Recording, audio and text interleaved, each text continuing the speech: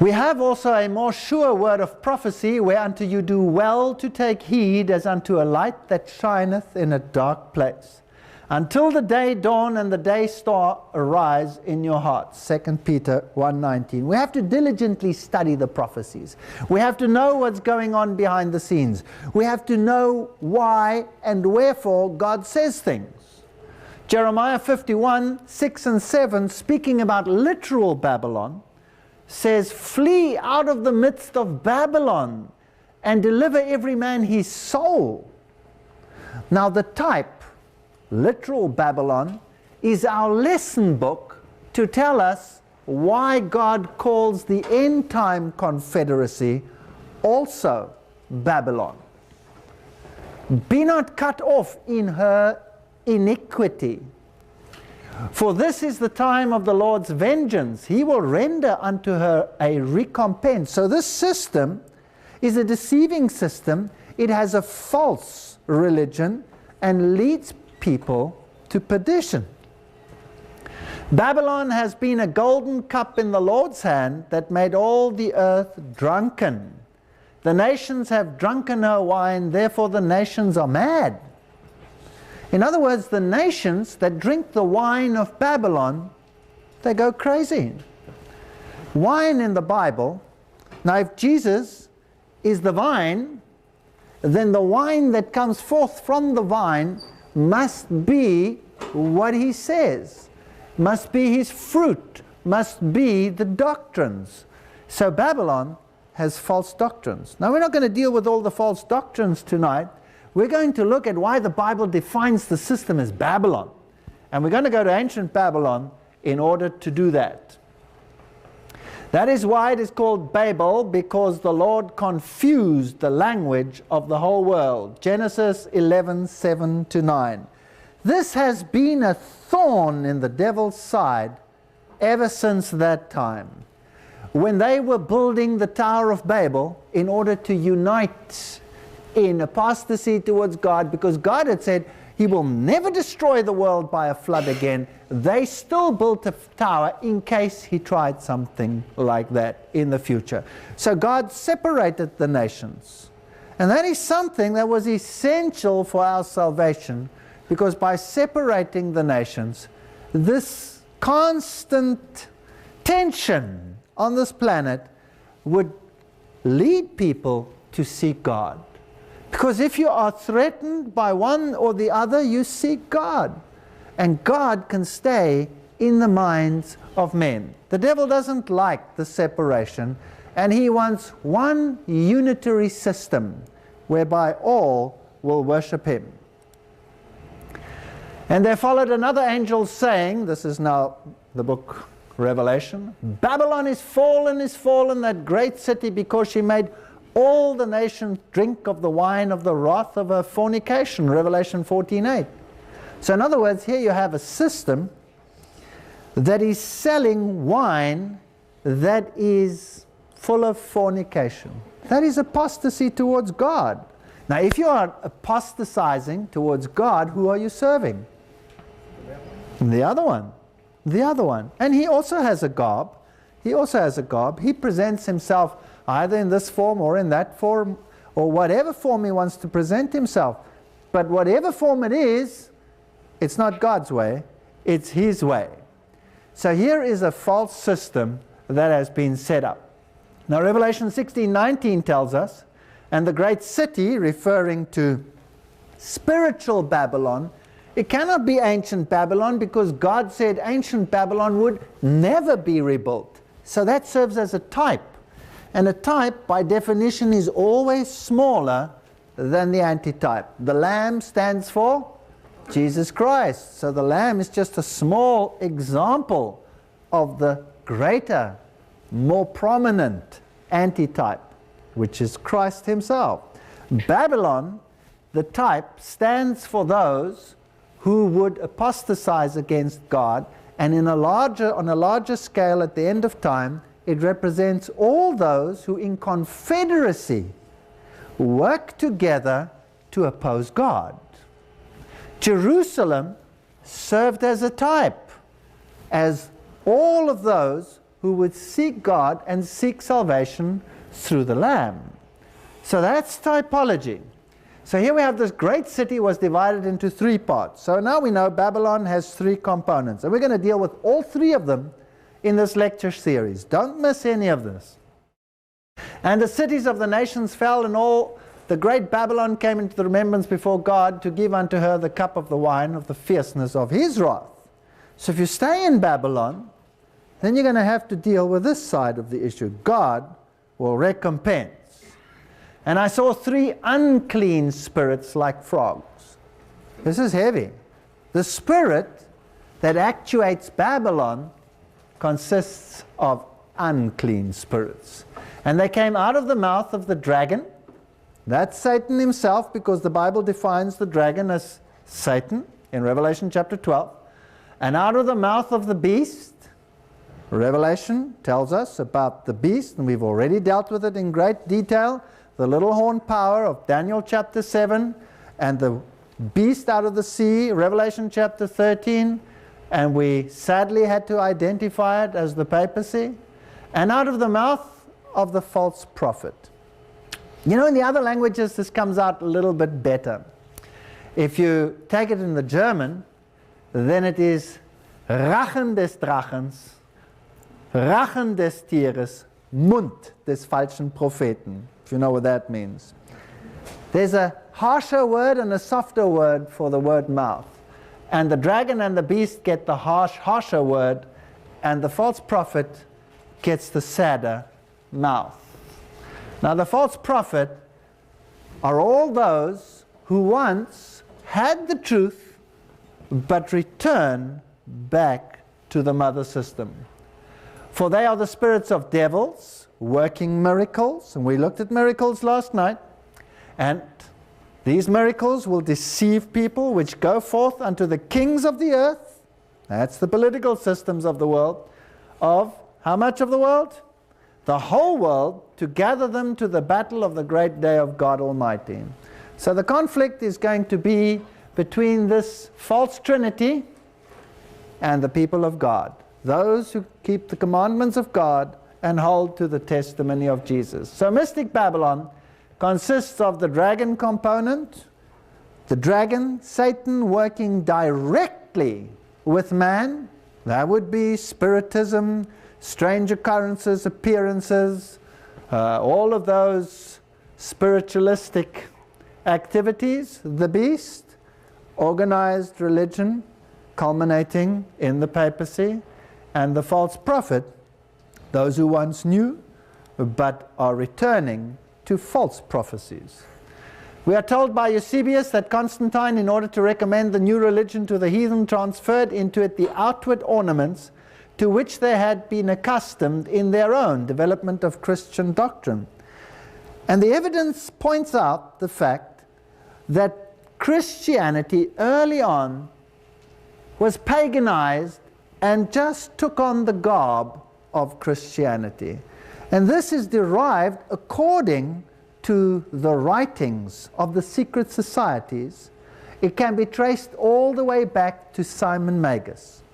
Simon Magus followed Peter and Paul to Rome, and he was a magician. He was a pagan priest who put on a cloak of Christianity because he wanted to have that power, and Peter rebuked him. And this Simon Magus, by the way, the name Simon also means Peter, he followed them to Rome, and this occult mixture between paganism and Christianity finds its seat in him. He was the Petra, P-T-R, and the Petra, Peters, have nothing to do with Simon Peter, the apostle, but have to do with Simon Magus. I know that after I leave, savage wolves will come in amongst you and will not spare the flock. Even from your own number men will arise and distort the truth in order to draw away disciples after them. The teachings of Magus, of Simon Magus, having come from Sumeria, were Kabbalistic in nature. And out of Kabbalism comes Gnosticism. And Gnosticism is the teaching that the Messiah is the Osiris of old. So the ancient Egyptian mythologies, which come from the Book of the Dead, which come from Thutmose III, who was the very Pharaoh who clashed with Moses, who was the high priest of occultism and paganism. This religion of Osiris and Isis, the goddess, this, how shall we say this, anthropomorphic human input into this religion, and androgenic worship, because the deities were both male and female and they were interchangeable.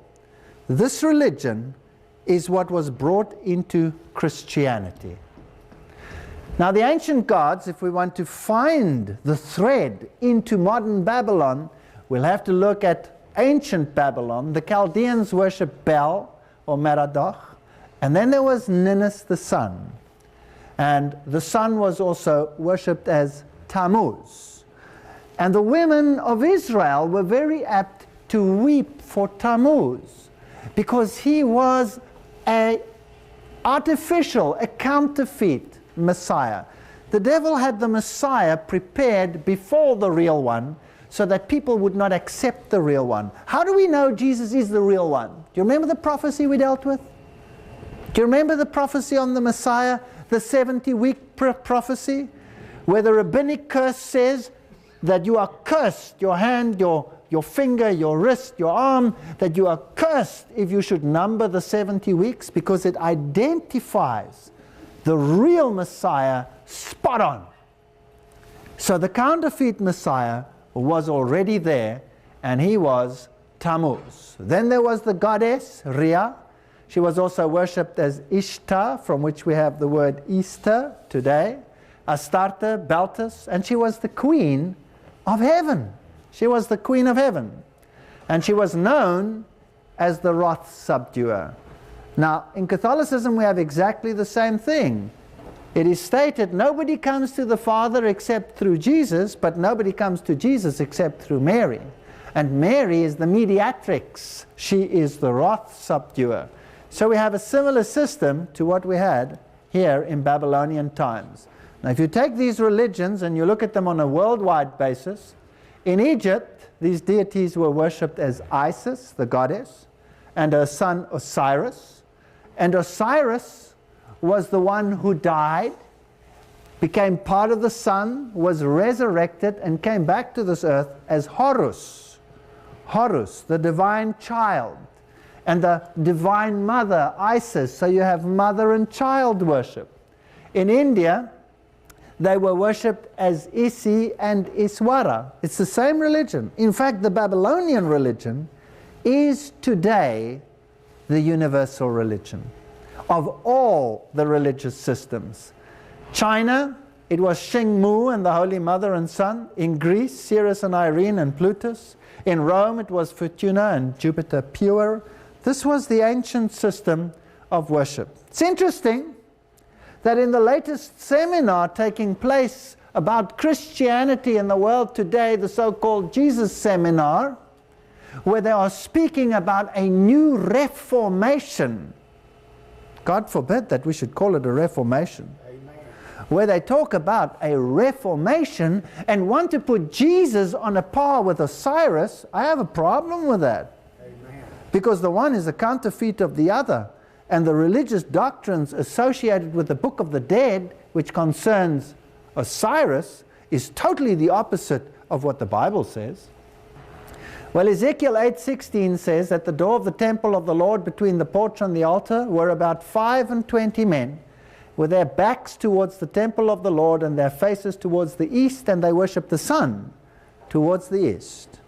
So ancient Israel, although they knew God and knew the power of God, were already diverted towards this paganism. I'll tell you why.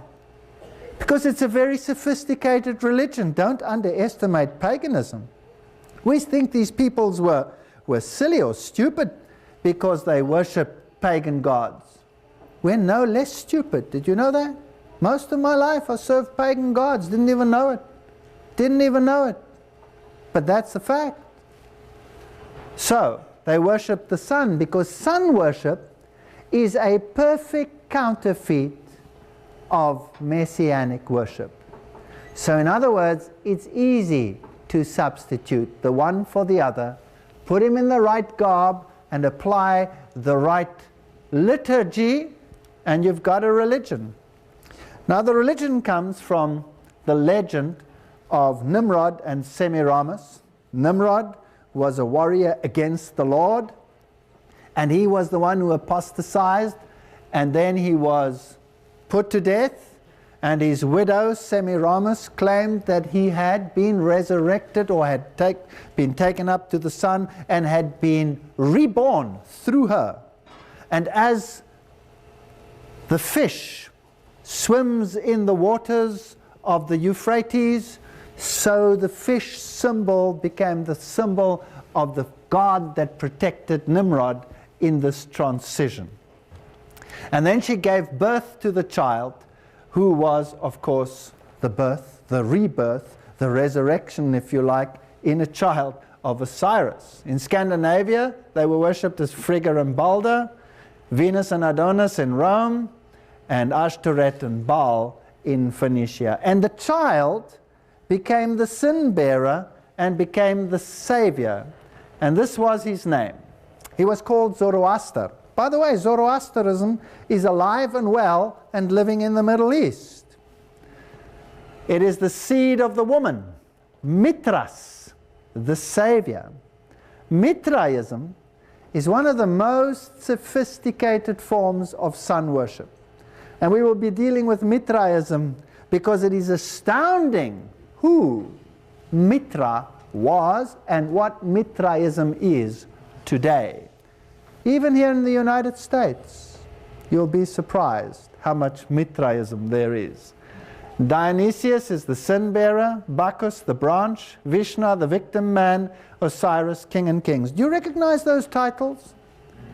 Those are all titles that belong to Jesus Christ. And they have been captured by these pagan deities.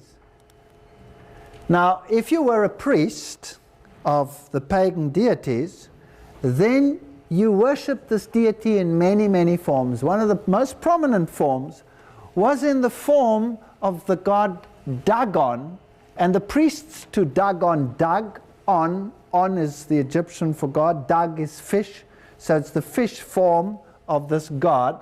The priests wore the fish mitre on the head, and they had a complete fish cloak. And the fish in ancient Egypt and in pagan religions becomes the symbol of Dagon. In this particular Egyptian one, you have the horns of the bull. The bull, the first letter of the Hebrew alphabet was the symbol of the bull. In the East, it was the alpha, the aleph, the elephant. The elephant becomes the bull of the East, and these creatures become symbols of the sun god. Therefore, you have bull worship, and you have elephant worship, and the horns that were between the eyes of the bull also are a symbol of the half moon, the sickle moon, which becomes a symbol of the womb of the woman, which receives the rebirth of the sun god. So later on, they became a little bit more sophisticated, and the priests of Dagon wore the fish mitre and the cloak, and then later on, they substituted the fish cloak for colorful robes, normally in the colors crimson, which is the color of sacrifice, purple, which is the color of royalty. Now, do you recognize that sort of mitre on the top there? Do people wear it today in another form? Yes, they do. Well, let's go and see if we can find it really in the ancient Babylonian finds. Yes, we can. This one here comes from the Pergamon Museum. I took this one myself. There you have the symbol of the sun and the wavy lines, by the way. Wavy lines emanating from the sun are the sign of the female symbol. Straight lines are the sign of the male symbol. Through the union of the male and female deity, you had the birth of the Savior. And here you have priests of Dagon walking around with pails over there containing holy water. And they would have little brushes which were made from hyssop. and then they would sprinkle the people to wash them. Is that a ritual that is practiced today? Yes, very much so. Here you have a priest, a high priest of Dagon. There you had the symbol in the sky of the god Shamash, who is the symbol of the deity. He has the wings, normally the wings of an eagle. And then you have the solar symbol in the middle. There's another solar symbol, which is 2 stars superimposed over each other, making 8 spokes. So you make a solar wheel of 8 spokes. And if you were the high priest, then you had to bow down to the high priest, or if you were the representative or the god himself, and you had to often kiss the ring and kiss the slipper. Now if we go to Rome, this is the Pantheon outside Rome, and this is the place where all the deities of ancient times were worshipped. And outside you have this little statue over here where you have a cuboid down there, which is also a symbol of paganism, by the way. Then you have the Aleph standing at the bottom, symbol of the sun god.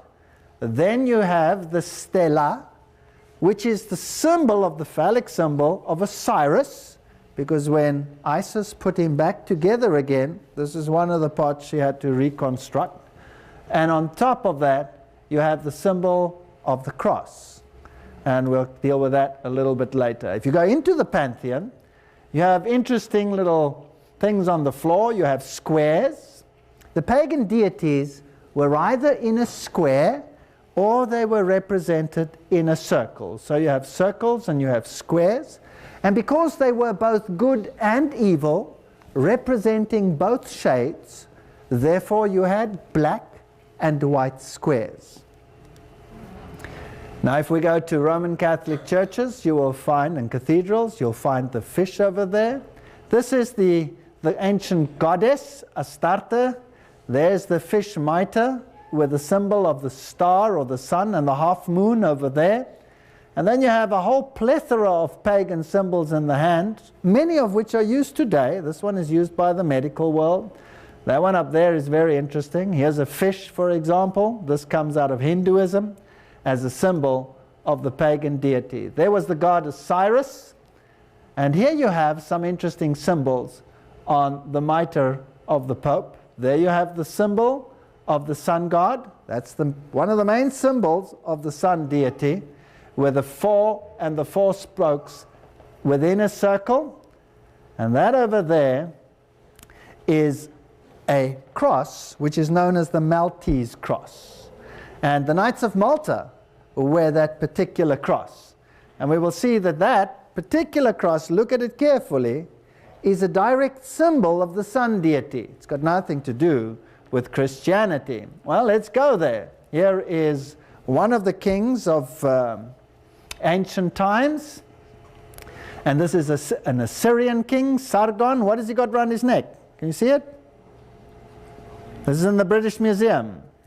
There you have the Maltese cross, which is the same cross that the Pope has on his side. And he's pointing here with his finger like this, which is also a symbol of the one, meaning the one deity, the number one, the one stands for the sun god. There you have the symbol which we just saw on the mitre of the Pope, symbol of the sun god. There's another symbol. You have the compass, the set square and the compass, which you find in Freemasonry. Over there you have the half moon with the sickle in it, which you find in many religions.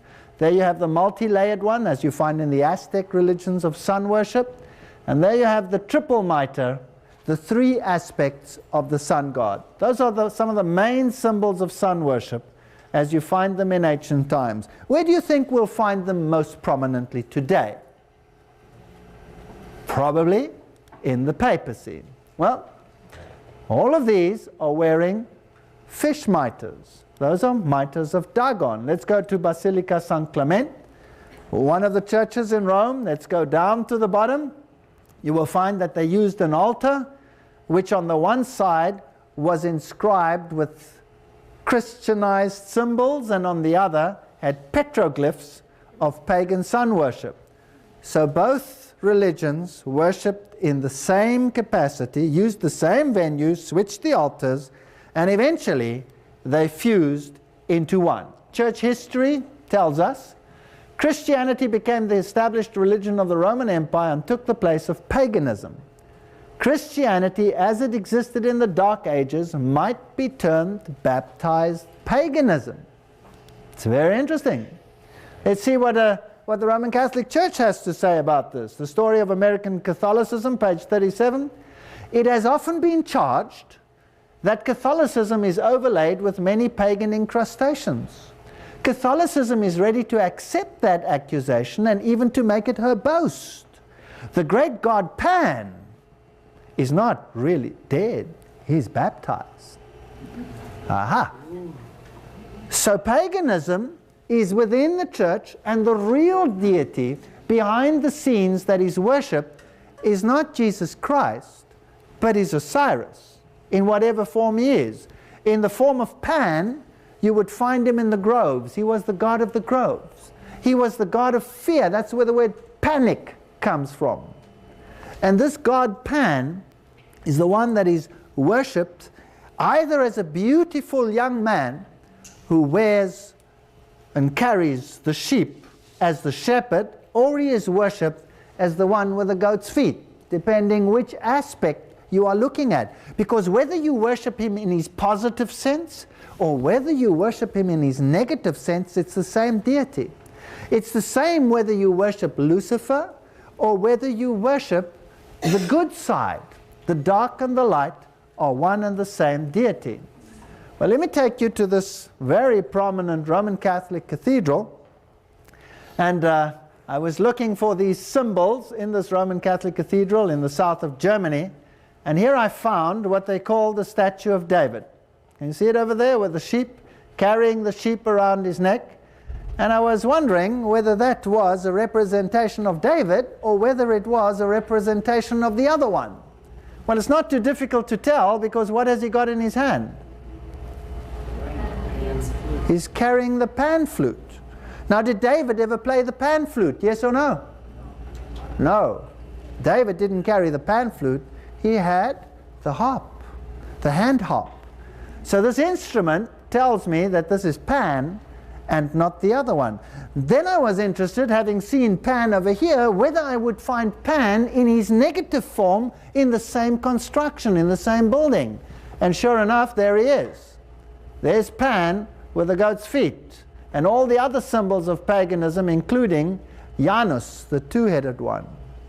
So this is paganism in its highest form. If we go to St. John's Lateran, which is the church where the papacy speaks ex cathedra, or if you go to St. Peter's, the whole system over here, the whole construction is a system of pagan sun worship. The site is the ancient site. By the way, most of the cathedrals in the world are built on the very ancient pagan sites where the ancient deities were worshipped. The construction of these buildings are also in accordance with the ancient pagan rites. So here you have the triangle, for example, you have the famous sun dome, and you have this pillared structure which is normally known as the seat of the goddess.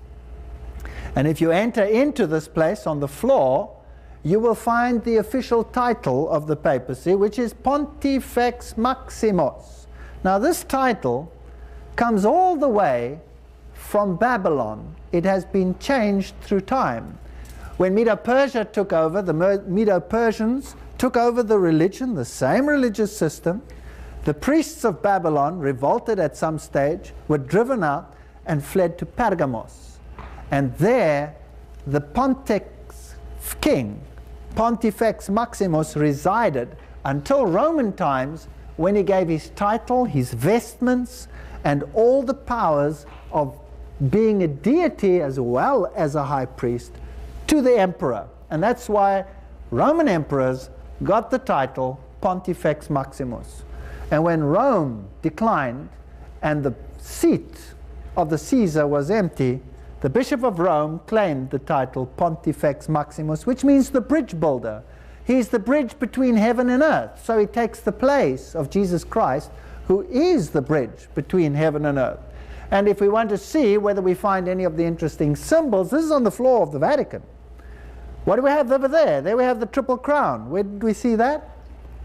It's a symbol of the ancient religion that we saw there associated with the Babylonian system and the Assyrian kings. Here you have another interesting symbol. That's the lion with eagle's wings. What does the Bible define that as? Defines that as Babylon.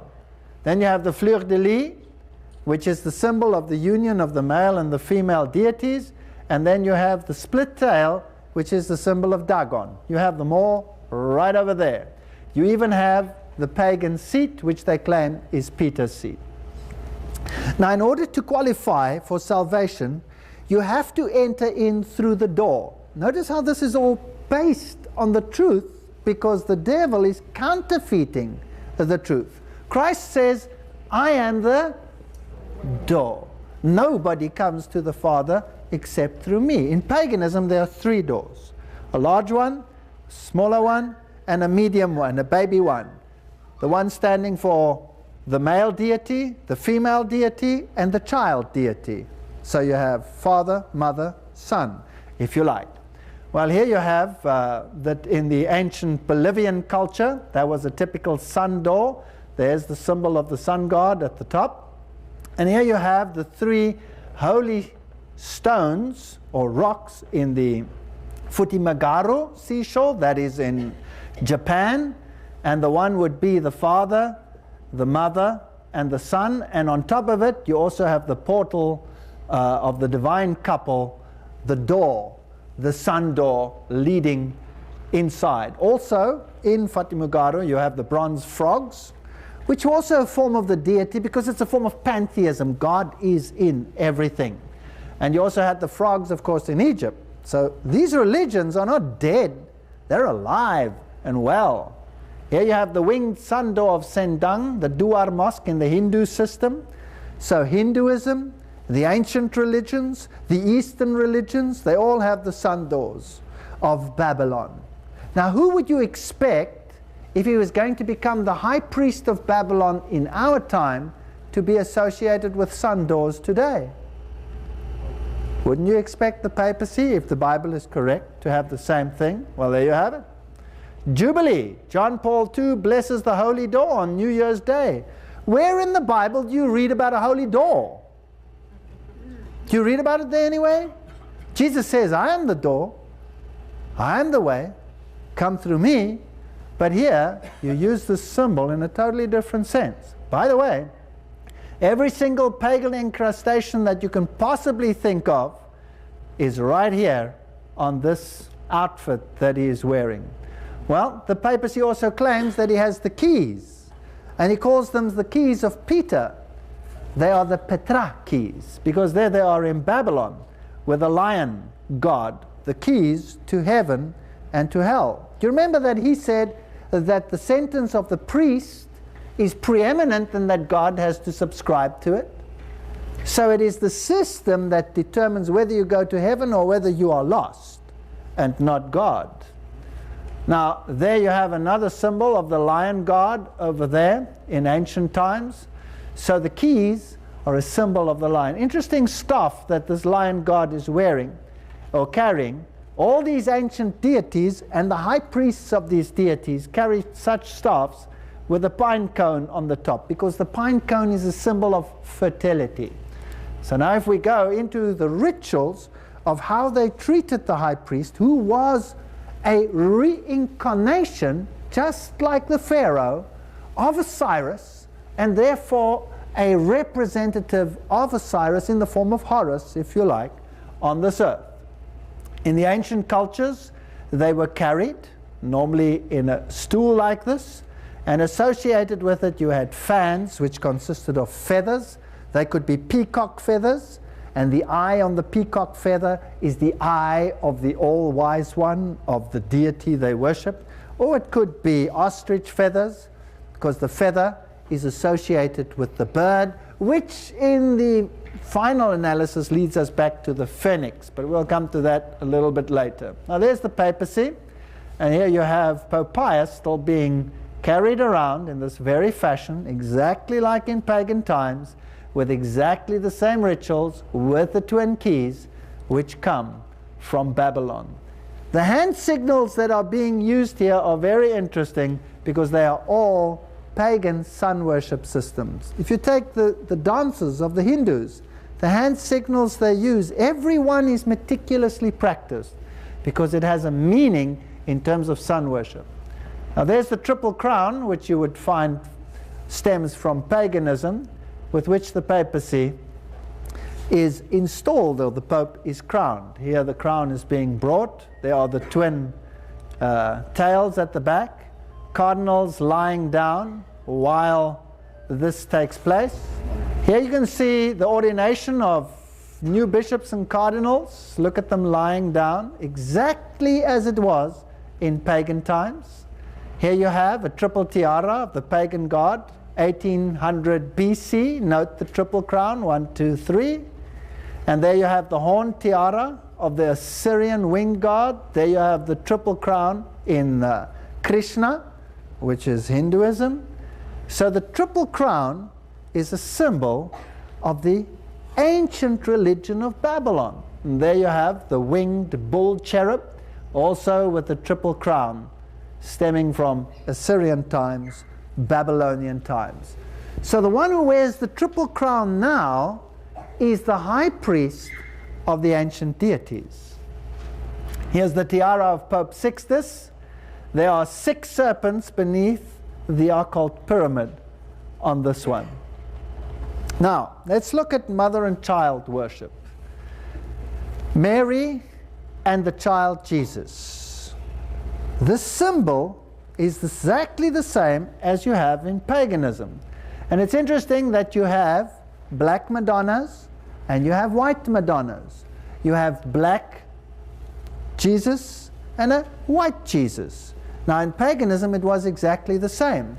Osiris was either worshipped as black or he was worshipped as white, depending on what aspect of the deity you favored. In the game of chess, what do you have there? You have black and white squares. And the game of chess is designed, it's an ancient occult game designed through Freemasonry to show that the pawn, even the pawn, can overthrow the king and outmaneuver him. In fact, you can exchange the king for the female form of the deity and become the queen, if you like. So black and white was a symbol that was already present in Osiris worship and in Isis worship, and you have it in Catholicism as well. You have the black Madonna and you have the white Madonna. If you go to Eastern culture, you have exactly the same. Mother and child worship, Isi and Iswara, Shingmu and the Holy Child. There you have it in Egypt, Isis and Osiris, or the birth of Horus. There you have it in the Hittite culture, mother and child worship. Of course, mother and child will become prominent in Roman Catholicism. But if you want to make people believe that it stands for something else, you change the name of the deities. It's no problem. They've been changing throughout history. The Greeks didn't have the same names as the Medo-Persians. They didn't have the same names as the Egyptians. They didn't have the same names as the Babylonians, but it was one and the same deity, because the attributes, the character was identical. Black Madonnas in the Roman Catholic Church and black Messiahs, very common, and white Madonnas and white children. Here you have it in Hinduism. This comes from the British Museum. There you have the mother, and there you have the Holy Child, the one who will be the Savior. This is paganism. This has nothing to do with Christianity, because Jesus says there is one mediator between man and God, and who is that? The man Christ Jesus. You don't have another mediator. There is no Mary to take a place, or any other saint, or anyone who can act as mediator. This is paganism, but it's not Christianity. And here you have the symbols, the ancient pagan symbols of Hermes and Isis, right here, with the 6-pointed star in the middle of the circle, or the 5-pointed stars in other places are also used. This symbol, where do you think I found this? The symbol of the ancient gods. I found this in the Jesuit cathedral in the south of Europe, in southern Germany. What is that doing there? Well, what are these symbols of sun worship doing in Czechoslovakia, in Czechoslovakia, or in Poland, all over the world? Well, let's have a look at what the New Catholic Encyclopedia says. Pius XII affirmed strongly the queenship of Mary. So now you have a queen in heaven, but Beltis was called the queen in heaven, inserting in the calendar for May 31 a new feast of Mary Queen. So Mary is remodeled and reshaped to fit into the shoes of the ancient deity and placed in front of the people as the new mediator. That's pretty sad, because Jesus is taken out of the equation. Pius XII consecrated the world to the Immaculate Heart of Mary. So this is not consecration to Christ. I'm not knocking Mary. Mary was a blessed woman. She was a good woman. But her heritage is being misused here. And she was revered then as Mother and Queen, October 31, 1942, as a public recognition of her queenship. It's amazing that the ancient, full, complete system of Babylonian worship only really came to full fruition in our time. Now let's have a look at some of these fascinating portrayals of transference of the mediatorial role from Jesus to Mary. This one I found at Carcopecce in Rome. Here you have Jesus placing the crown of thorns on Mary's head, and she has the wounds in her hands. So Mary is the one that becomes the mediator, the one who suffered and died. And it is claimed that through Mary we are saved, because Mary is the one who through her obedience redeemed us, whereas Eve failed. Now this ancient goddess, she was part of a fertility rite, and people would pray to her for fertility and for nurturing. So does Mary fulfill the same role? Absolutely. Let's go to the milk grotto, La Grotto du Lait in Bethlehem, very close to the Church of the Nativity. And let me take you down there into the milk grotto.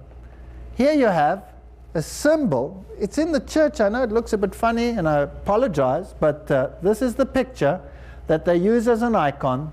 Mary with her breast out, symbol of fertility, where she feeds this child.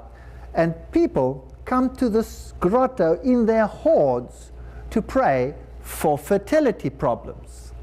Now, if you look on the ceilings of the cave, you find these white splotches.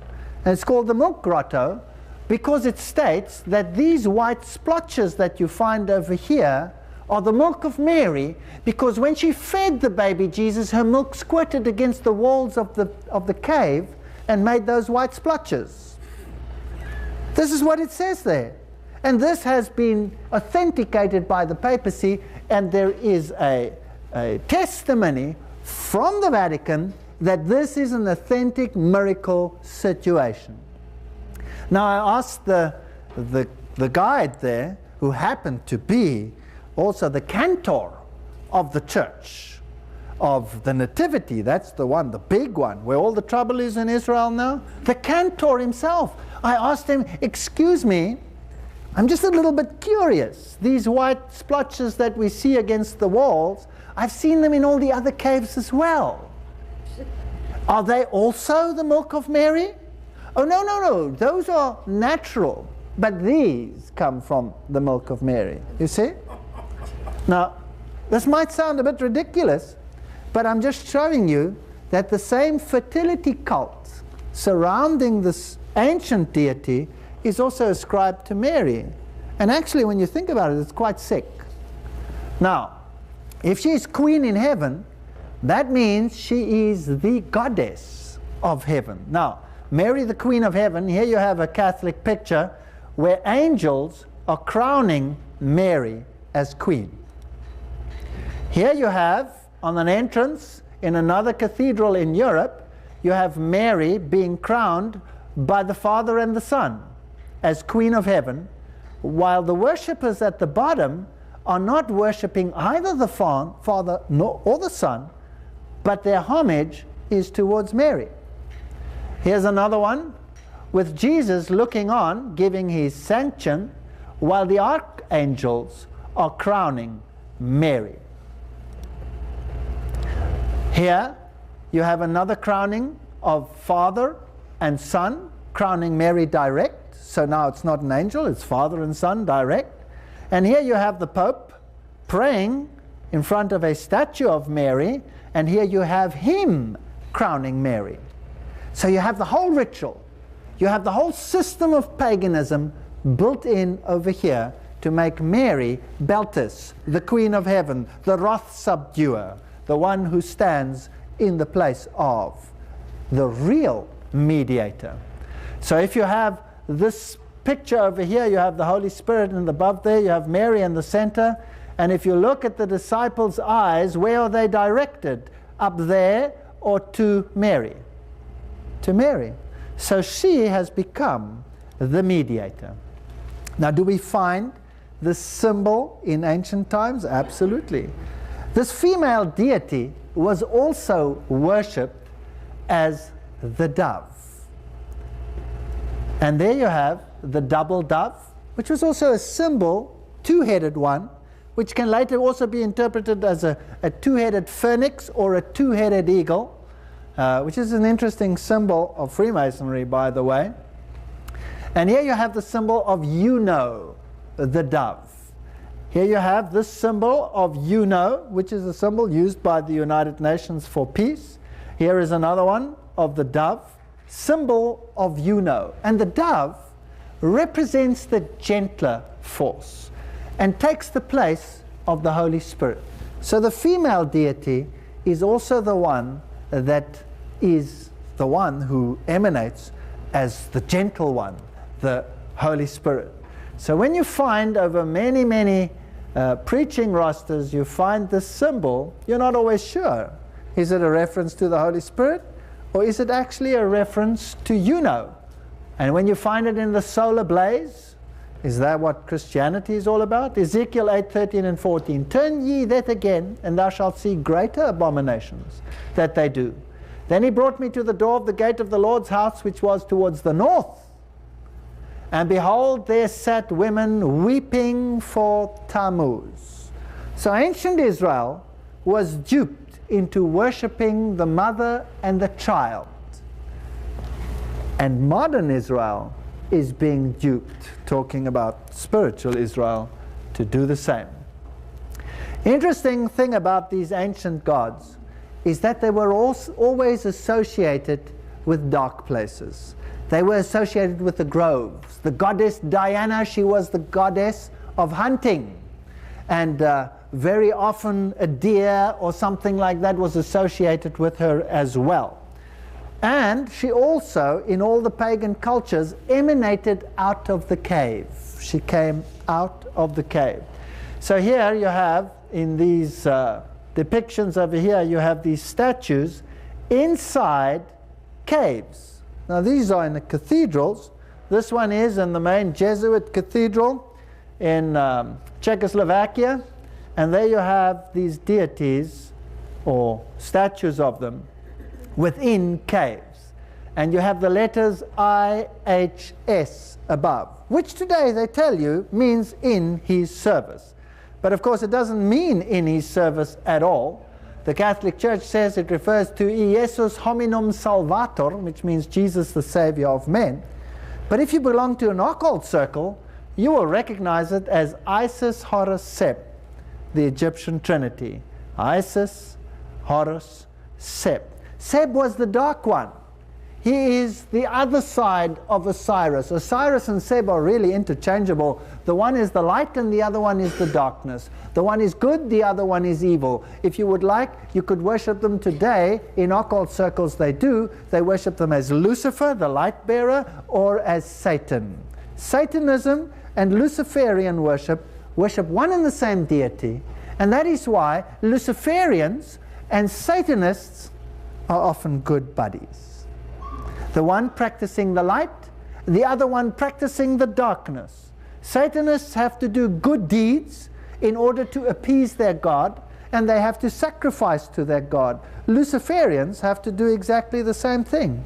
And they can interchange, they can sit on both chairs, because it doesn't matter whether you worship on the dark side or whether you worship on the light side. And it gets frightening, because you cannot tell the two apart sometimes.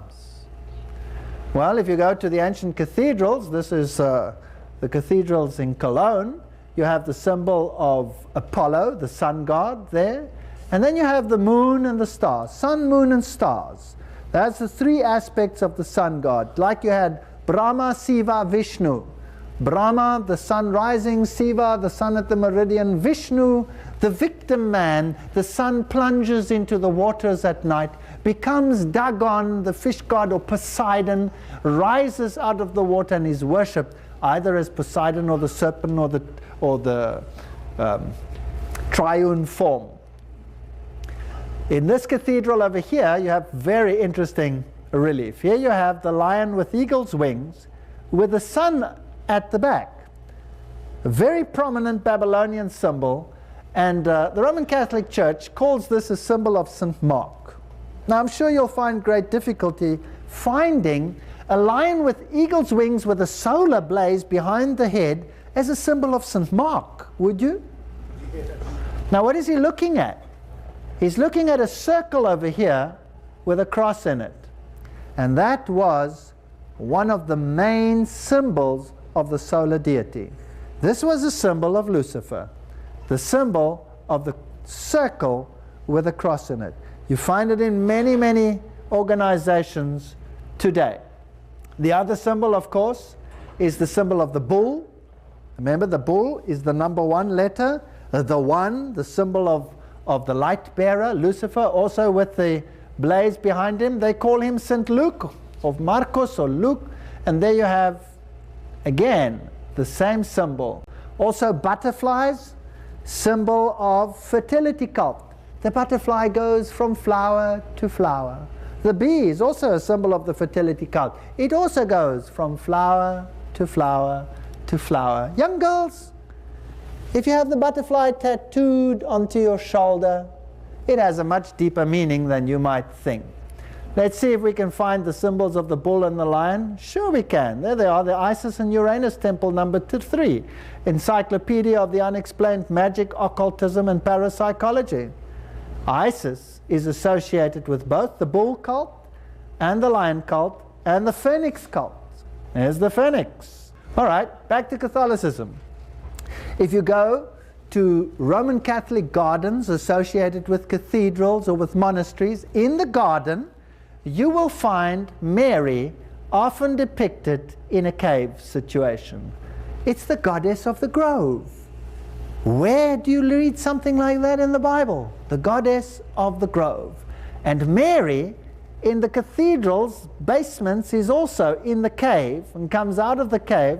And here you have the occult way of writing Mary. The M is capitalized over here, M. The M is the sigma on its side, and it's the symbol that is used by the occult world. Masonry, Freemasonry, uses the M as well as one of its chief identifying features. Then you have the A as a triangle, and it's a sexagesimal triangle, 60, 60, 60 degrees. It's a 666 triangle. The dot of the I is superimposed on top, and the dot becomes the symbol of the sun. It also has another connotation which is somewhat naughty, which we will leave out. And then you're left with Rhea, who was the ancient goddess of the East. So here you have her in her full glory, coming out of the cave. And interesting, what you will also find in paganism is 3 arches, as you can see it over there. Now I've already shown you 3 arches in ancient temples when we went to Petra. Remember? We went to the one temple and I showed you 3 arches, and I said that has to do with paganism. Now in Catholicism you find 3 arches associated with the deities, and the goddess or the gods often come out of the cave. That's why at Lourdes you have the Pope praying in the grotto. Now this is not something that is just for Catholicism. It's all the pagan religions.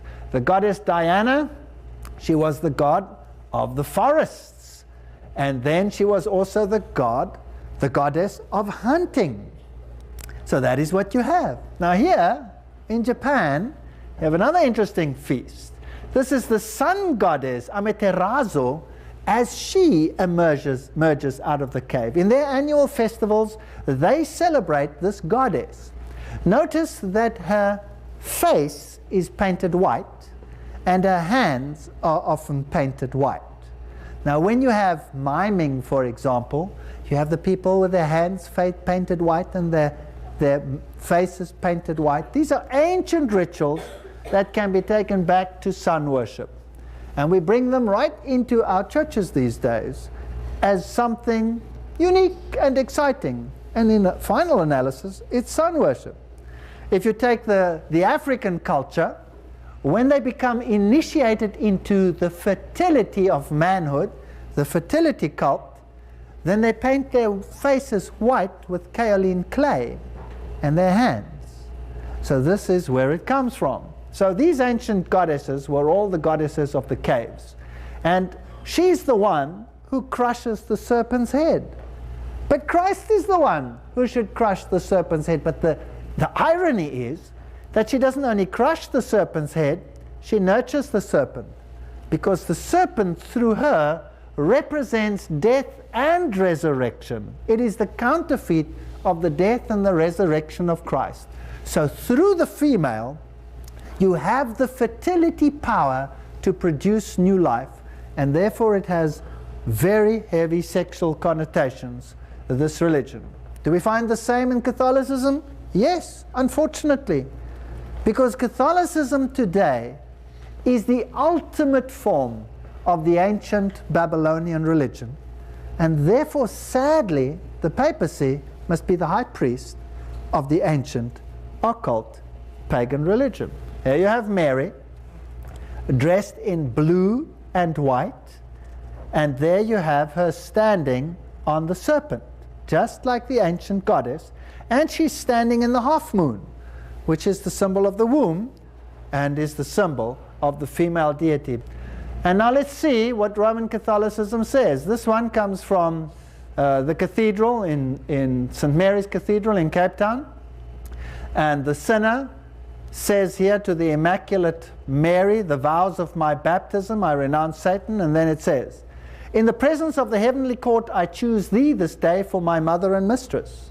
I deliver and consecrate to thee as thy slave my body and soul, my goods, both interior and exterior, and even the value of my good actions, past, present, and future, leaving to thee the entire and full right of disposing of me, and all that belongs to me without exception, according to thy good pleasure, for the greater glory of God in time and in eternity. Amen.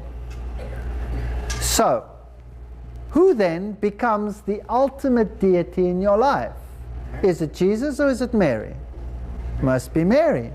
So you have replaced Jesus with another deity. Now I was stunned. I was stunned. When I came here in Syria, I was recently in Syria, and I did a tour of those ancient sites, archaeological sites. And I came here to a town called Sardinia, which is in a totally Islamic land. And there you have this huge statue of Mary, and you have this huge statue of the deer. Now the story goes that the king, an ancient king, was traveling through here, and he saw the deer, and he went hunting the deer, and he left his troops behind, and as he pulled his bow and his arrow to shoot the deer, it transformed itself in front of him into Mary. And Mary said to him, you must build me a monastery in this place. Now this is a site of worship not only for Catholics but for Muslims as well. And this is interesting because this is where religions meet. And here miracles take place. In this particular monastery they have an icon, and this icon was supposedly drawn by none other than Luke. It's an icon of Mary with child, which is a bit weird because Luke didn't know Jesus as a baby. But besides that, the icon leaks tears of oil. And the oil stands there, and you can take this oil as something to cleanse you or for holy purposes. And as someone was walking out with the oil, they spilt a drop. And of course it changed into the image of Mary. Now this is the monastery, built on an ancient hill. So immediately I was suspicious and thought to myself, if this monastery is standing on an ancient hill, then it's an ancient high place, and I should find the evidence of the ancient pagan worship of the deity in the form of the ancient arches. So I went walking all around this monastery and over this hill, and I was so pleased to find it. But nevertheless, there it is. The monastery stands on top of the hill. It's an ancient high place. That is the cave. It is sealed with a cross where the ancient worship took place. There are the triple arches, and they have Greek inscriptions, and they are dedicated to the ancient pagan deities. So Catholicism is the age-old Babylonian religion encrusted. Here is the place where the drop fell, and they have this bar around it with all these locks on it. I don't know what purpose the locks serve. They don't lock anything, but there are lots of them. Can you see? And there it is.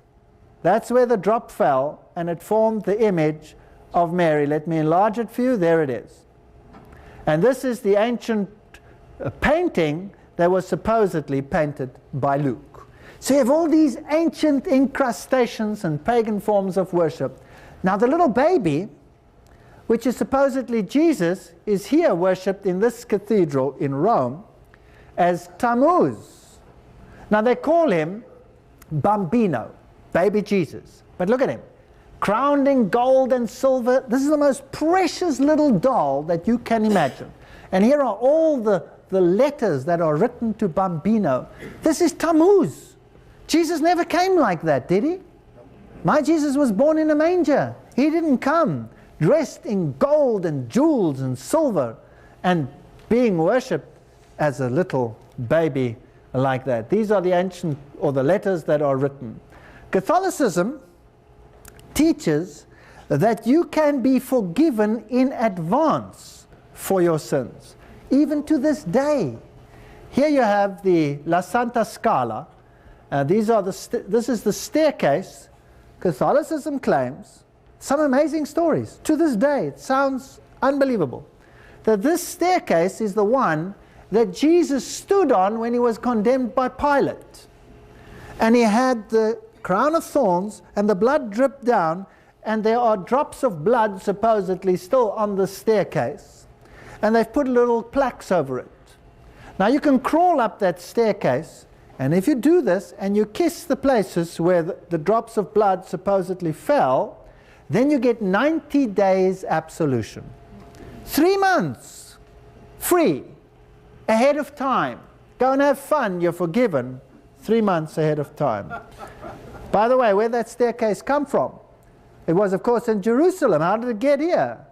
Well, Rome claims, and you can find this today right there, that it appeared one night transported by angels from Jerusalem to Rome. And there it stood one morning, and they built the cathedral around it. You can believe it if you like. Let's have a look at the Mass. Well, this photograph comes from the Church of All Nations, and you will notice over here that the altar stands on a rock. Now, in all pagan religions, you have holy stone worship, holy rock worship. And God in the Old Testament constantly warns against those that have their holy stones and their holy rocks. Catholicism is encrusted with it. Catholics teach that the sacrifice of the Mass is and ought to be considered one and the same as that of the cross, as the victim is one and the same, namely Christ our Lord. This is Catechism of the Council of Trent. This is not just some source. So Christ is sacrificed again and again every time the Mass is said. They crucified to themselves the Son of God afresh and put him to open shame. Hebrews 6 verse 6. The Bible says, by how many sacrifices did he make forever? One sacrifice forever. So the sacrifice of the Mass is in a sense a symbol of the victory of Lucifer over Christ. He keeps him sacrificed. And the crucifix, where Christ stays on the crucifix, is a symbol of the victory of Lucifer over Christ. Now in paganism, the cross was also worshipped as a symbol of the sun, of course. And Lucifer made that one of his main symbols. Now, Hebrews 10 verse 14 says, by one offering, one sacrifice, he has perfected forever them that are sanctified. If you look at the Vatican, this comes from the Vatican Museum, you have an angel supporting the Triple Crown, supporting Christ on the cross, keeping him on the cross. So the crucifix, in a sense, is a symbol of victory over Christ. And the eating of the bread is an ancient pagan ritual. The Eucharist or host has the letters IHS on it, Isis, Horus, Sep. And the host, from the Latin meaning the sacrifice, the round wafer, whose roundness is so important in the Roman mystery, is another symbol of Baal. Babylon, mystery religion, ancient and modern, page 129. So the roundness is a symbol of the sun. And there you have it in the even-sided cross, which is also the symbol of the sun god, the sun deity. All right, there we have it. In the Assyrian, you had the symbol of the sun, which was round, and it was placed in the half moon, which was the symbol of the birth into the womb of the sun god. And it was called Baal Hadad. And it was also often a star in a moon. And the star represents the star from the east. It was called the dog star. And it was a representation of Sirius. Now, remember the ancient Magi, the three wise men that came to Jesus. Is that right? Now, occultism today, in the Masonic form, teaches that the wise men followed the star in the east and followed it to Bethlehem. That's what they teach. Question: if the wise men came from the east, then where was the star relative to them over Bethlehem? It was in the west.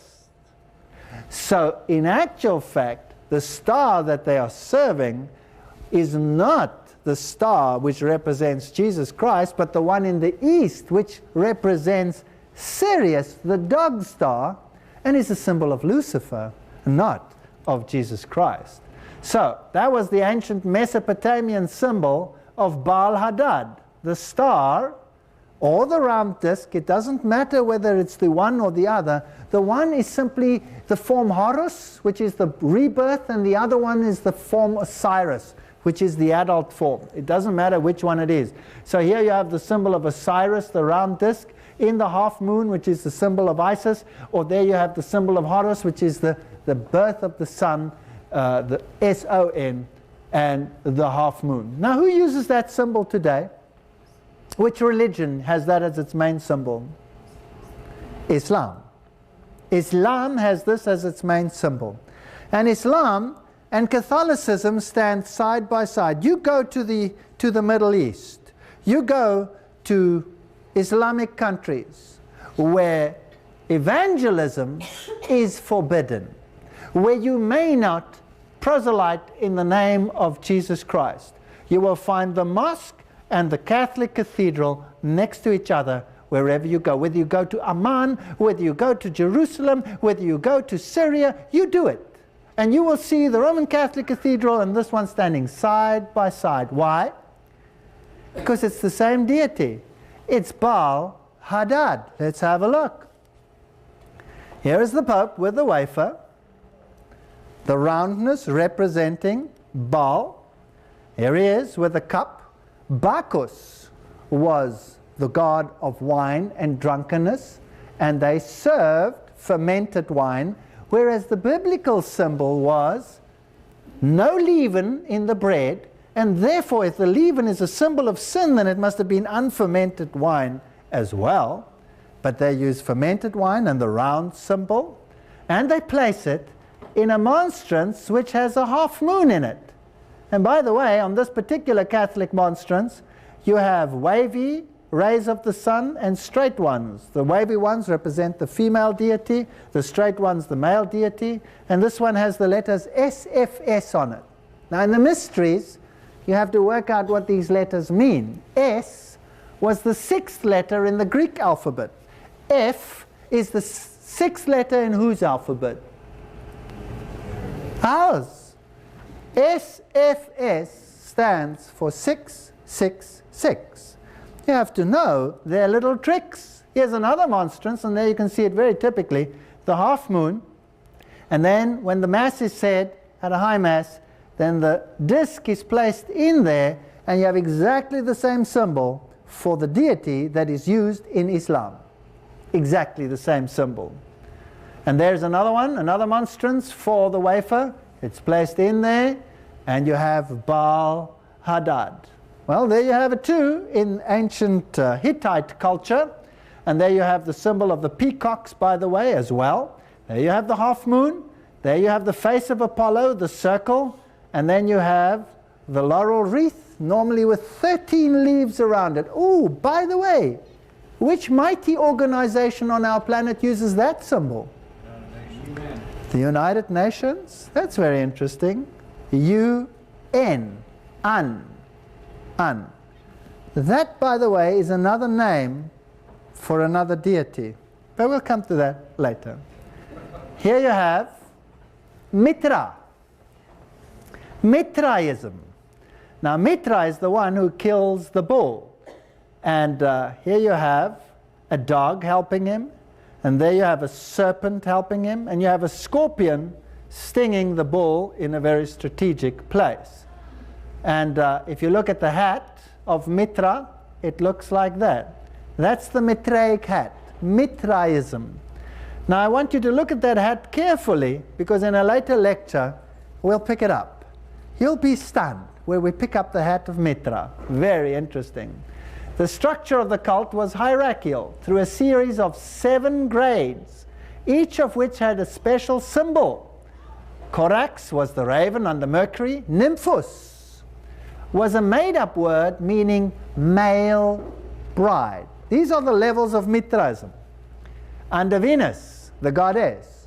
So the priests of Mitra had to be celibate, because they were married as a male bride to the goddess Venus. Do we have a religious system today where the male priests have to be celibate? Yeah. All right. Then we have Miles under Mars. We have Leo under Jupiter. Perseus under Luna, the moon. Heliodromos under the sun, Sol, the sun. And finally, we have Pater. That's the highest grade, the top grade of Mitraism. Father under Saturnius. And Saturn is the god of the underworld. Saturn is the god of death. Saturn is the equivalent of the god Seb in the Egyptian trilogy. Now, Pater, father. Do we have a religious system today where the priest is celibate, where the deity is referred to, the one that is the mediator is a female, and where he is called father? Do we have a system like that today? Well, you know, they say, but let me not be strange here. Let's just say, if it looks exactly like the old system, then what's the possibility that it is the old system? 100%. 100%. I agree with you. The Egyptian sun god Osiris, he was worshipped by feeding a round wafer bread, exactly as they do today. And this host is carried ritually through the streets in Catholicism as it was in pagan times. Baal Hadad, the system, is the system of Rome. Do you think in the final analysis that the big religions of the world will have a problem in identifying with the Bishop of Rome? Yes or no? No. No, they won't have a problem, because under layers of strata of hidden doctrine, and what the masses know and what the insiders know, at the very top They are one religion, and they serve the same master. Now, I'm not going to tell you who served the master because I could be accused. Let's ask the Bible. What does the Bible say? Who gave him his seat, his power, and great authority? Revelation chapter 13. The dragon. And who's that, according to the Bible? It's Satan. So that's Luciferian worship. That's what it is. Here you have the symbols of sun, moon, and star in Catholicism on all their cathedrals. And this one is fascinating. This is a Catholic cathedral in Germany as well. I was stunned. It's all over the place. Look at this, even in their clocks. They know what they're doing. They know what they're doing. This is a modern building. Here you have the symbol of the moon and the star. And when the clock goes round, they have the birth of the sun god, Baal Hadad, Baal Hadad, Baal Hadad, Baal Hadad, telling the world who the deity is. That's why you have her over here in the half moon, with the blaze of the sun, straight and curled rays. There you have the full catastrophe as well. Straight, curved, in the half moon, standing on the serpent. These are ancient pagan deities. There you have the Trinity as well, the half moon with Mary and child in the half moon. Same in all these ancient paintings. And the symbol of the bird, feeding his flesh to his young. Symbol of the phoenix, who rises from the ashes and gives his life. 6 dialogues on the Lord's Day. Sunday, being the day on which the Gentiles solemnly adored that planet, the sun, they called it that. The Christians thought fit to keep the same day and the same name of it, that they might not appear causelessly peevish, and by that means hinder the conversion of the Gentiles. This is Roman Catholic thinking. So in other words, Sunday, worship of the day of the sun, comes in. The Bible says, her priests have violated my law and have profaned my holy things. They have put no difference between the holy and the profane. Neither have they showed any difference between unclean and clean. And they have hid their eyes from my Sabbaths, and I am profaned amongst them. We saw how Rome shifted the Sabbath day from the Saturday to the Sunday to bring it in line with pagan worship. Webster's dictionary says Sunday, so called because this day was anciently dedicated to the sun or its worship, the first day of the week. There's a reason for that. It's because that really is the worship. They're not deceived. Those in high positions know exactly what they are doing. They know it exactly. Here's the face of the child in the fertility symbol on a Roman Catholic altar. And what you have around there, I will not explain. Let's rather leave it alone. Male, female symbol, face of Apollo. The Catholic world says the sun was the foremost, what is that? Symbol of heathen. Hence the church would seem to have said, keep that old pagan name, it shall remain consecrated, sanctified. And thus the pagan Sunday dedicated to Baal, to Balder, became the Christian Sunday sacred to Jesus. This Jesus is not Jesus of Nazareth. This is the other Savior, Yahweh the Savior, the other God in the place, the counterfeit Savior. There you have the sun as a symbol over there. There you have a symbol on a stained glass window of the changed law. Only 3 on the one tablet. There should be 4. There you have the face of Apollo on a Greek temple. And of course you will find it on the Roman Catholic altar because it's the same deity. Can you see now why this beast has lion, Babylonian, Greek, the leopard component, the bear component, the feet, because for example, the tiara that the Pope is crowned with comes from Medo-Persian times. There you have it in Scandinavia. There you have those other symbols on the walls. Let's forget about them. And you have the symbols of the sun all around. This is fertility cult stuff. And this whole issue over here is a symbol of the victory of Lucifer over Adonai. We'll have to go into occultism to see that. It's really quite scary. And we'll come to that. There's another triple crown over there, supposedly representing God the Father. So here you have the crucifix being carried around, the symbol of the death of the one and the resurrection of the other. What about halos? Well, there you have a halo in the Japanese god of happiness. There you have a halo in Krishna. There you have a halo in a Hindu deity. It's a symbol of the sun. And there you have a halo in a Roman Catholic figure. This one I photographed in the cathedral, brand new cathedral that they built in London, the Roman Catholic Cathedral. It has so many pagan symbols it just boggles the mind. And by the way, the crozier is the serpent. Can you see that? They lean upon the serpent. Very interesting. Well, here's another Eastern deity with the halo behind it. And there are the Japanese and Chinese ones with the halos behind them. And the symbol of the cross. There you have it in Mesopotamia. It was a symbol of the sun god. This is long before Christ. Long before Christ. There you have it again in a Mesopotamian relief. And there you have it, this cross in the form of an ankh. An ankh is a symbol of life. The deity gives life. And the pagan priests wore it around their necks. So you have this line going around, coming down, and very often stretching up here. Now, who wears something like that today? Roman Catholic priests wear it. So there you can see the line going around, the ribbon going around is this part going around the neck, and very often they have the lines going up the side, symbolizing exactly the same thing. This is a statue of Mary holding lightning in her hand. Now, what's Mary got to do with lightning? Well, there's a statue of Zeus with lightning in his hand, because whether you use the male form or the female form, this deity being androgenic, it doesn't matter. It's one and the same deity. Pagan symbols and hand signals. This is the pagan symbol of the ancient Trinity. It's also shown like this. And there you have it in Roman Catholicism. And there you have it in the ancient statue of Jupiter, which today is revered as the statue of Peter, by the way, but it comes straight out of a pagan temple into the Vatican. And there you have him with the ancient pagan symbol. There you have someone kissing his feet. And there you have the same symbol in the Nordic tribes. There you have the hand of Buddha, exactly the same thing. Or you have it in this form, the 3 fingers.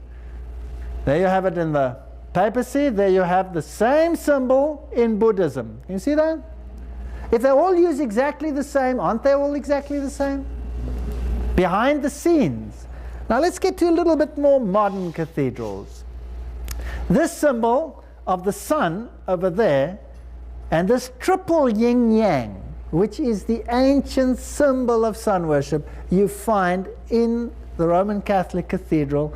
And this one here is phenomenal. Here is the symbol on the floor of the cathedral in London, the main Catholic cathedral. It is the ancient triple yin-yang, which they've reduced now to 2, just reflecting good and evil. And in the middle, it makes this structure, which is the mitsotom.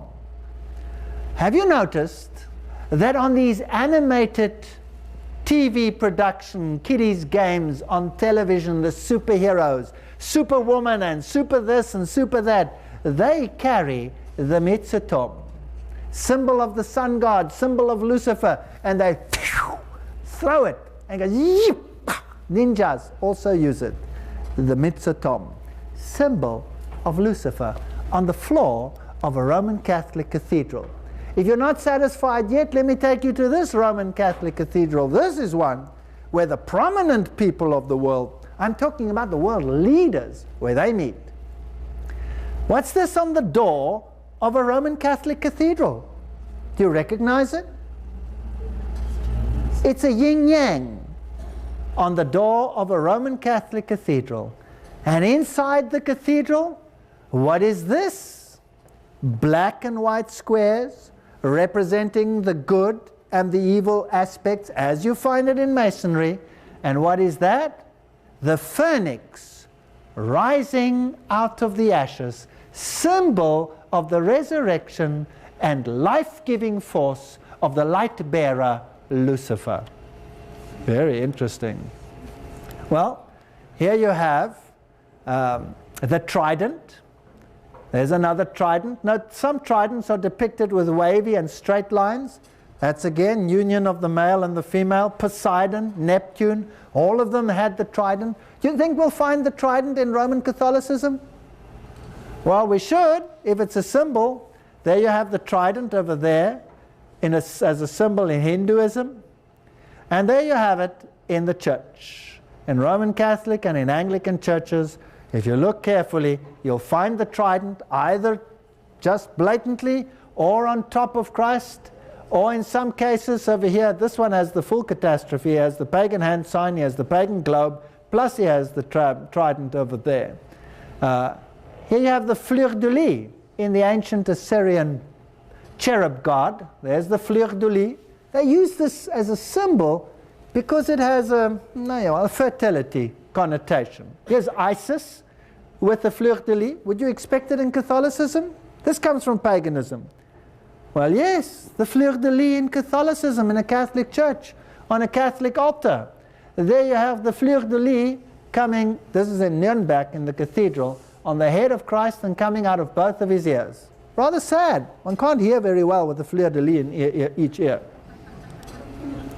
And then, of course, you have beads, mantras. Have you heard of mantras? Well, Matthew chapter 6 verse 7. When you pray, use not vain repetition as the heathen do, for they think they shall be heard for their much speaking. A mantra is a repetitive prayer to put you into an altered state of consciousness. And that is what we have in the music today, where young people, when they are taken to certain festivities where drugs often are associated, they also use mantras built into the music to place them in an altered state of consciousness so that another power can take over. So mantras, repetitive prayer, are a symbol of all the pagan religions. You will find it in Islam, you will find it in Catholicism, you'll find it in all of them. And where does it come from? From Babylon. There you have the pagan priests of Baal with their mantra beads in their hands. There you have Hindu deities with their mantra beads in their hands. And this, of course, is another very interesting symbol. This is the eye of Osiris. Hathor, the eye of the god Osiris, the one-eyed god. There you have it on the altar of a Roman Catholic cathedral in France. It is always the symbol of Osiris, the symbol of the male form, Osiris, or the female form, the cow, Hathor, the sacred cow, the female deity. She was worshipped as in the fertility cult as a cow giving milk, nurturing the young, or as a beautiful woman. So there you have the same symbol.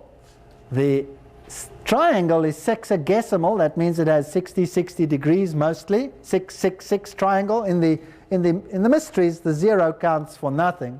So if you have 360 degrees, you have 3 plus 6 plus 0, you have 9. 9 is the 6 upside down. 9 is one of the highest numbers in occultism. There you have the same symbol on a Roman Catholic altar. Here you have it in the New Age movement. And when you go to the cathedrals, you'll find it everywhere. Symbol of Hathor or symbol of Osiris. There it is in front of a Jesuit cathedral on a stela. Also, you have over here the shell, symbol of the universe. There were 360 degrees in the universe. There were 36 rooms. By the way, all our systems are incrustated with this pagan culture.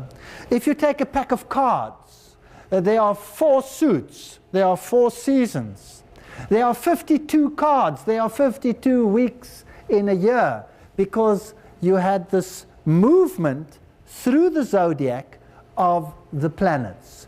And this is all depicted in card playing, in chess, in all these games.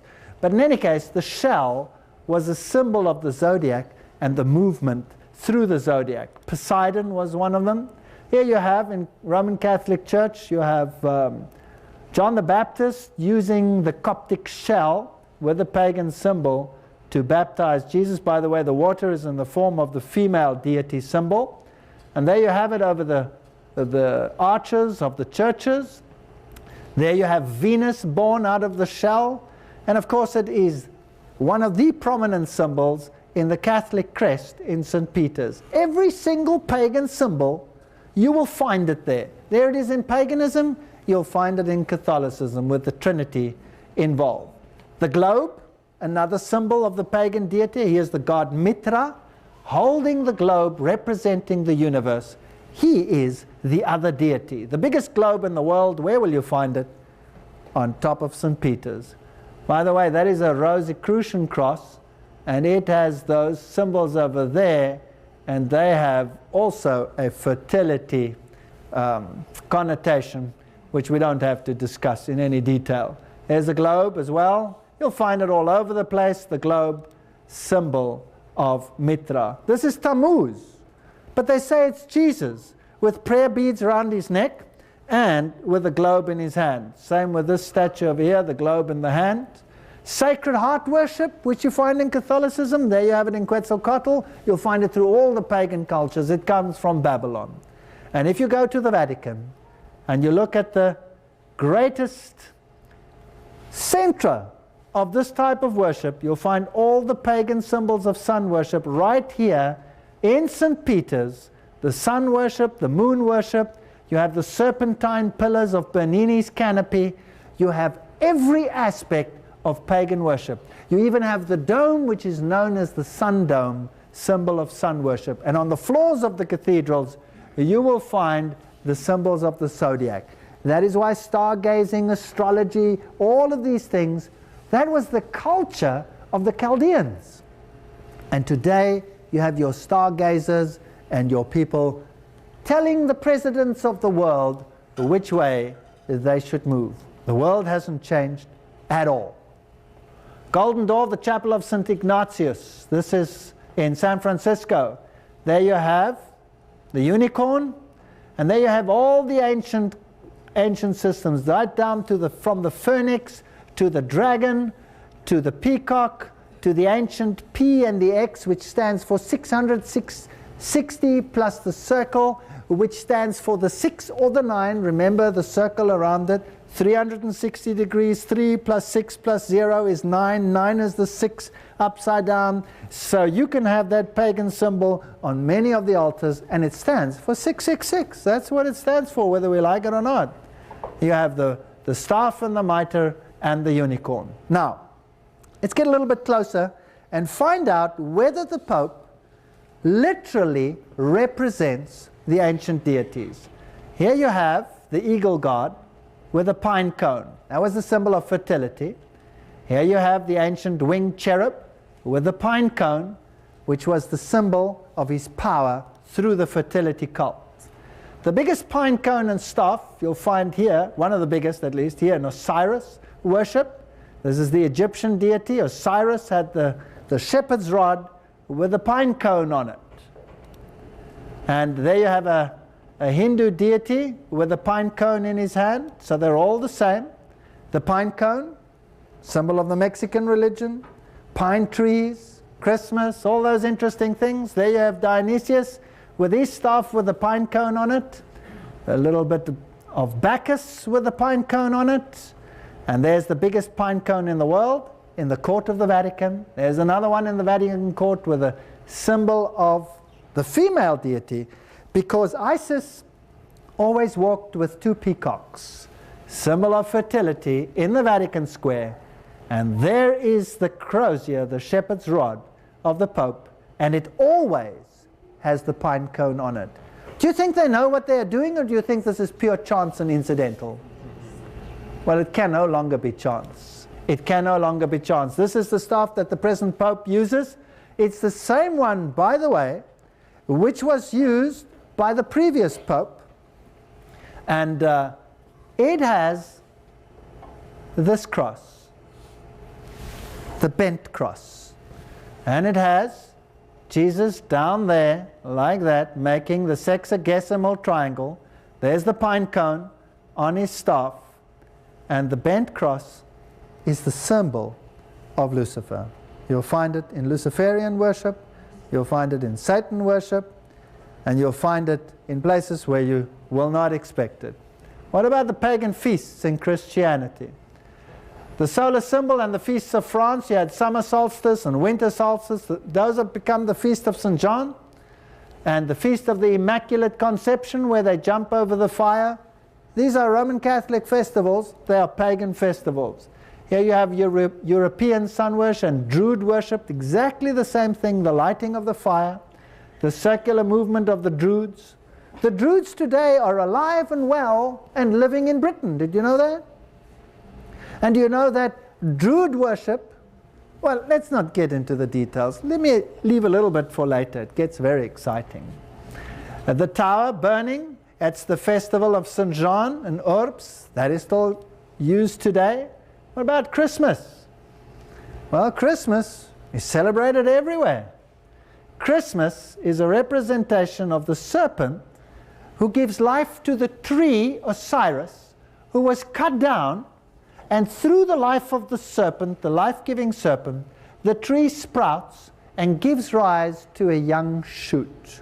This was decorated with round globes and lighted up in ancient times to celebrate the rebirth of Osiris in the form of Horus. They would also take the log, which they called the Jewel log, and throw it in the fire, representing the death and the suffering of Osiris with his resurrection. The mistletoe, symbol of fertility and love. If you stand under the mistletoe and get kissed, that's it, you're in love. Well, what was the sacrifice to the gods on that particular day? The main sacrifice were two unclean animals. It was the goose and it was the pig. If you go to Europe, in Germany, the dinner for Christmas is the Christmas goose. If you go to England, it is the gammon. The gammon and the goose, the two offerings. Later, different birds were substituted, but the pig deity is right there in with it. Here you have the goddess Amaterasu, Soraya worship. Here you go, whether it's Amaterasu or Soraya is incidental. Here Soraya rides through the heavens with his horse-drawn carriage. And on the winter solstice, Soraya rides through the heavens drawn by his carriage. Well, depending where you were, here you have Soraya being drawn through the heavens with a horse-drawn carriage. If you were the god Zeus, for example, in Greece, then you were drawn through the clouds and through the sky on the solstice, which was the 25th of December. You were drawn through by a carriage drawn by goats. But if you lived in Scandinavian countries where there was snow, what do you think the animal was that drew the sun god through the skies on the 25th of December? Well, there you have the medallion of Cybele. You have her in a carriage, and you have the sun and the half moon with a star being born in it. And there again you have the Indian miniature Soraya. It's exactly the same. Soraya, whether it is Cybele, or whether it is the one form of the deity or the other. If you go to the Versailles in France, Helios and his sun chariot coming out of the water, being carried away. These are the symbols. They celebrate Elijah's transformation as he's riding through the sky. They make a sun deity out of it. They take all the symbols of Christianity and change them to pagan symbols. Now here's the Hittite Rhyton. Can you see that? Same as in Scandinavia. The carriage was drawn by reindeer. Now, where does that symbol come from? That's an interesting name, right? Santa. Now, does that stand for saint, or is that sancta? Santa is something totally different. Santa, if you re-scramble that and you take this whole system into consideration, then you could also get Satan. Now, who designed the little happy man that rides through the skies and made it available to all our children? Well, it was Walt Disney. And Walt Disney was a 33-degree Freemason. Now, what is the god of the 33-degree Freemason? Well, we'll have to ask them what it is. And for that, Because I'm not going to say it. I could get into trouble. Let them say it, and they can get into trouble, right? Come to a future lecture, and let's see who the god of the 33-degree Freemason is. Let's have a look at the origin of Santa Claus. 4th century historical evidence shows that St. Nicholas never existed as a human. He was rather Christianized version of the pagan sea god, the Greek god Poseidon, the Roman god Neptune, the Teutonic god Nikar, Nicolaitans. By the way, the Bible says in the book of Revelations that God hates those that adhere to the doctrines of the Nicolaitans, those who served at the throne of Nicholas. Revelation says that. But here we have Nicholas riding through the skies. And our children say, please, St. Nicholas, bring us a present. Where's Jesus in Christmas? It's got nothing to do with Christmas. In the early centuries of the Christian church, many pagan gods and goddesses were humanized and converted to Christian saints. When the church created the persona Saint Nicholas, they adopted Poseidon's title, the sailor. They picked up the last name from Nika. Various temples of Poseidon became shrine of St. Nicholas of the Nicolaitans, which God hates. This comes from the Women's Encyclopedia of Myths and Secrets. It's not me saying these things. What's the theology of Santa? Santa is taught to most children. He's omnipresent. He can visit hundreds of millions of homes in one night. He's omniscient. He monitors each child. He's all-seeing, all-knowing. He knows if they were good, if they were bad. He does have great powers. He can manufacture gifts for hundreds of millions of children in one night, each delivered to the correct child. He's all good, all judge. He judges which children have shown good behavior, and he's eternal. He never dies. What do you make of him then?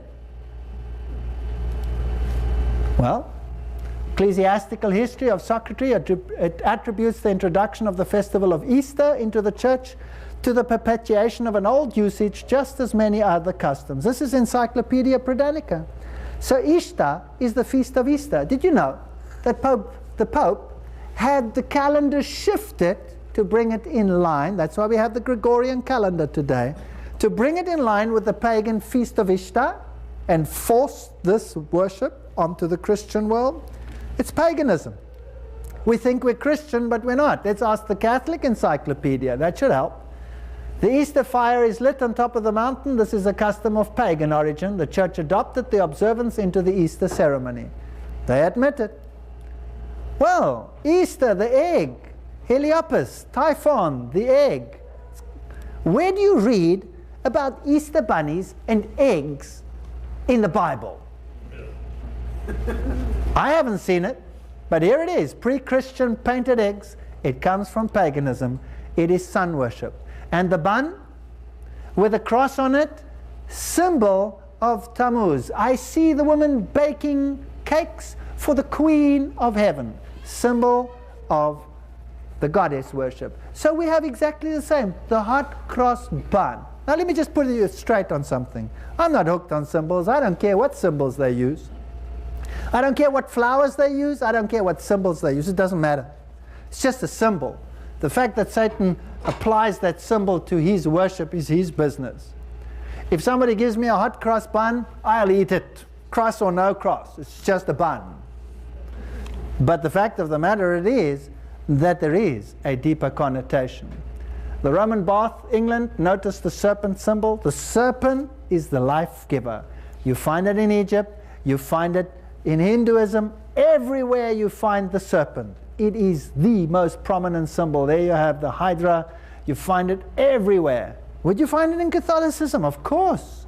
Here's a modern cathedral with a serpent, and the main crest of the Vatican has the dragon serpent on it. And the dragon on the papal crest in the Vatican Museum, Vatis means the diviner, Khan is the serpent. Vatican means the divining serpent.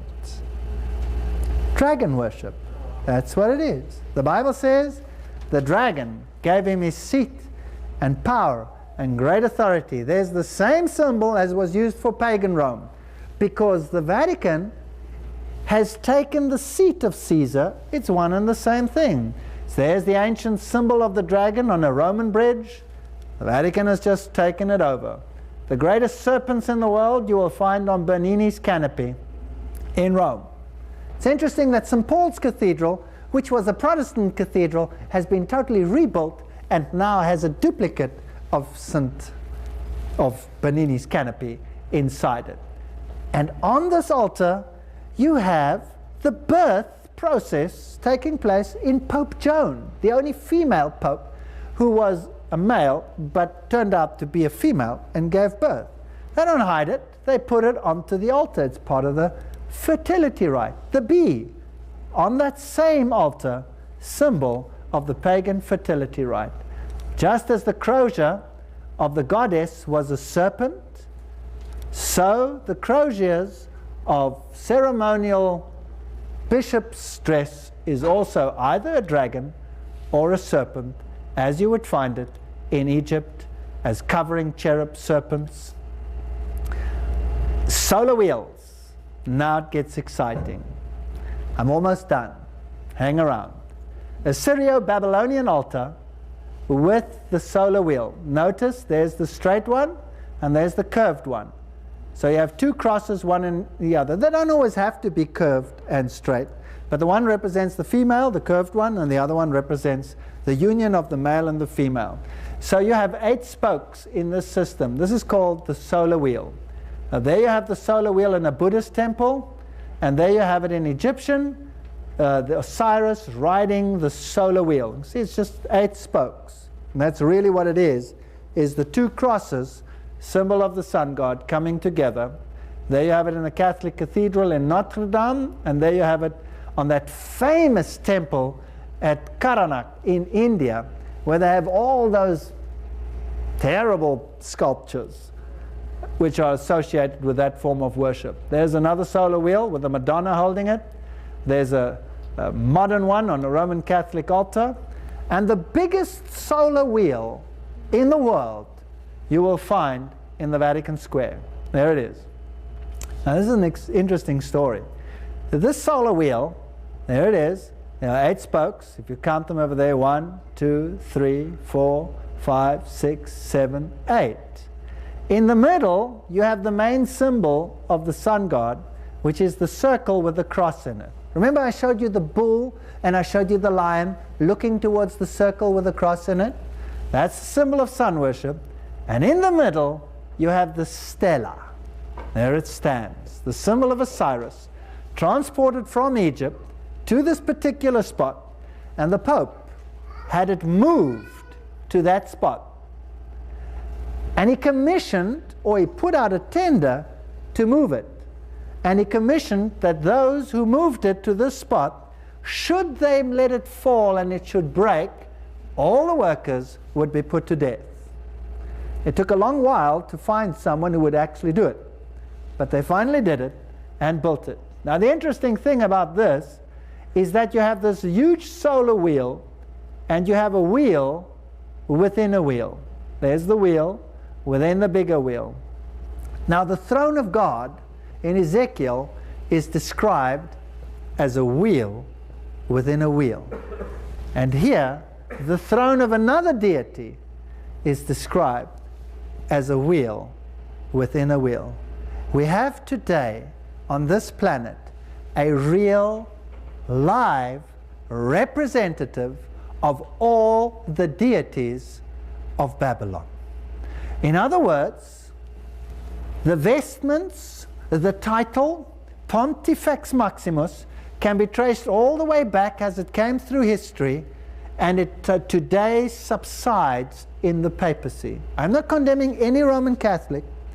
Remember, I'm not talking about people, I'm talking about a system. The system represents it. And I believe there are many, many priests in Roman Catholicism who serve God to the best of their conscience, and God acknowledges them as His children. I believe that. And I've met many, but when they hear the truth, they come out of her, my people. You cannot serve both Baal and the other one at the same time. You cannot serve good and evil at the same time. You cannot serve 2 masters. So there is a choice involved. Now if we know that this system represents not Jesus Christ, but represents the other light bearer, whose occultic name is Lucifer, then we must make a decision. And I'm telling you tonight, I believe, in fact, I know, I'm convinced, let's put it that way, that in the higher circles and in the inner movings of the secret societies within the system, they know exactly who they are worshipping, and I will prove it to you in future lectures. I'll put the quotes on the screen showing who the deity is that they worship by name. Then we have a king of Babylon today. If anyone bows down to him and accepts his authority over and above the authority of God, then you are bowing down to the system and you become subject to the king of Babylon. And that is something which we as Christians should not do, because the Bible tells us, "Come out of her, my people, that you be not partakers of her sins." I know that this is terrible information, but all I've done is I've shown you paganism, I've taken you to Babylon, and I've traced it through all the religions, and you find its greatest manifestation every single time within Catholicism.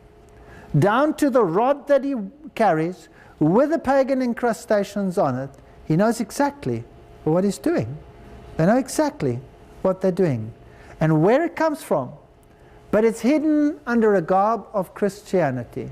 And when you do that, you call it deception.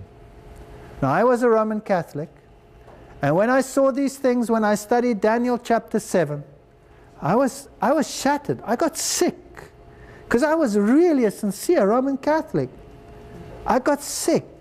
And I studied the scriptures, and I went to the libraries to see if these things were so, and they were so. I studied the history, and I said, there must be a way out. This cannot be. And it was so. And in the end, I had no choice. And the more I looked, the more I studied, the more I saw that I was being duped into believing in another God. I remember sitting once in a Roman Catholic church, and I was sitting there and I was saying, every time I come to Mass, every time I go down on my knees, every time I go take the wafer, and I feel so empty, please talk to me, God. Do you exist?